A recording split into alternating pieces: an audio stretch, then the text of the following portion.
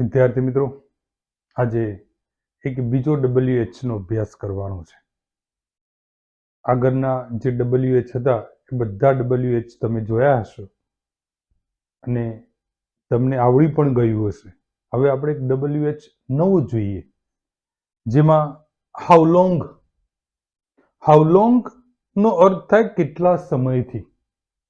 જ્યારે how long થી આપણે પ્રશ્ન પૂછવો હોય એટલે વાક્યની અંદર ફોર પ્લસ સમયનો ઉલ્લેખ હોવો જોઈએ.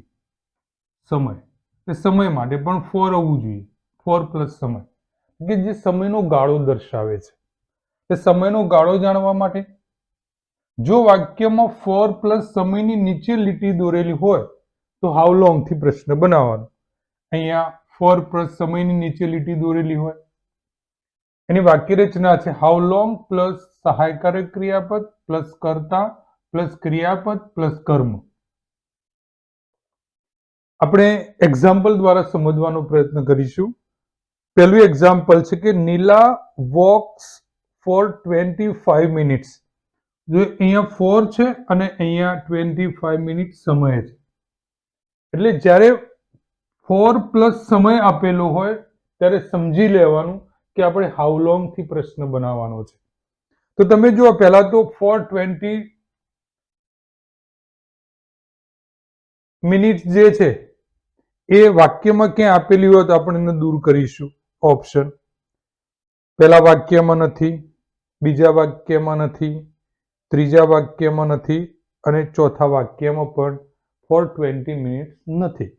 એટલે હવે આપણે કાર્ડ જોઈશું કે ભાઈ વોક્સ છે તો કાર્ડ બધામાં ઓકે છે. ડઝ બધા વાક્યમાં કાર્ડ ઓકે છે. હવે જોઈશું કાર્ડ પણ V1 હોવું જોઈએ. વોક એનો મતલબ કાર્ડ ઓકે છે. તો હવે WH ને સમજવાનો પ્રયત્ન કરીશું. સરળતા અહીંયા તમે જુઓ, પેલું વેર નો મતલબ કે જ્યારે કોઈ સ્થળની ચર્ચા થતી હોય, સ્થળ જાણવાની વાત થતી હોય. આમાં તો સમયની વાત છે એટલે આ પણ નહીં આવે.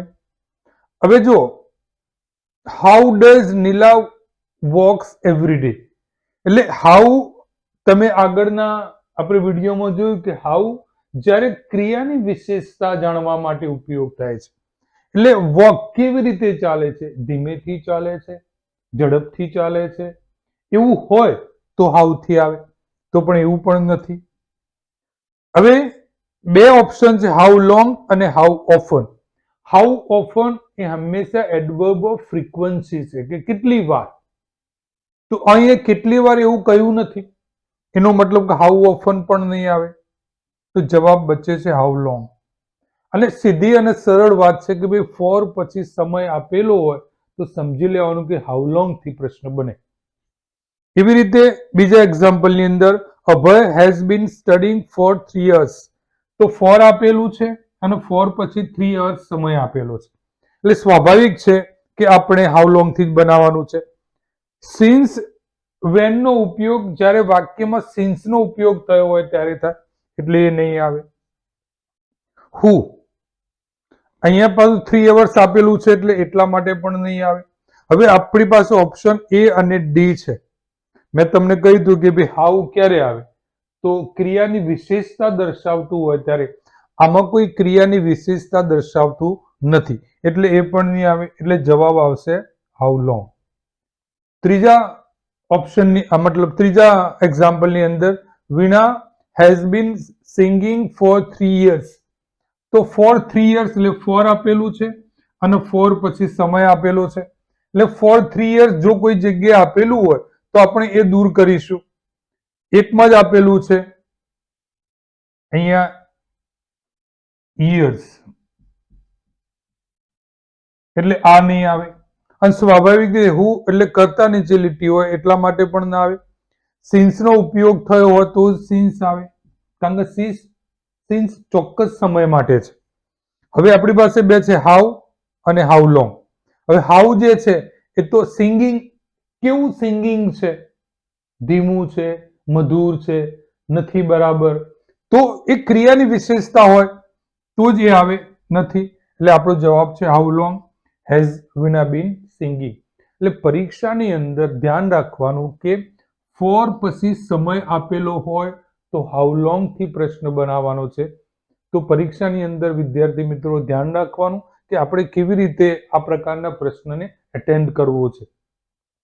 સૌપ્રથમ કે બે વાક્યની અંદર જે અંડરલાઈન કરેલા હોય એ શબ્દ જો ઓપ્શનની અંદર આપેલા હોય તો ઓટોમેટિકલી દૂર થાય.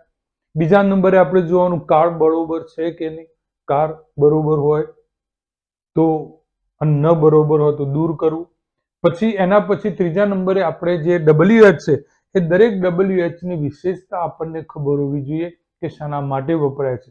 તો આપણે સહેલાઈથી અને આપણે જવાબ શોધી શકીએ છીએ.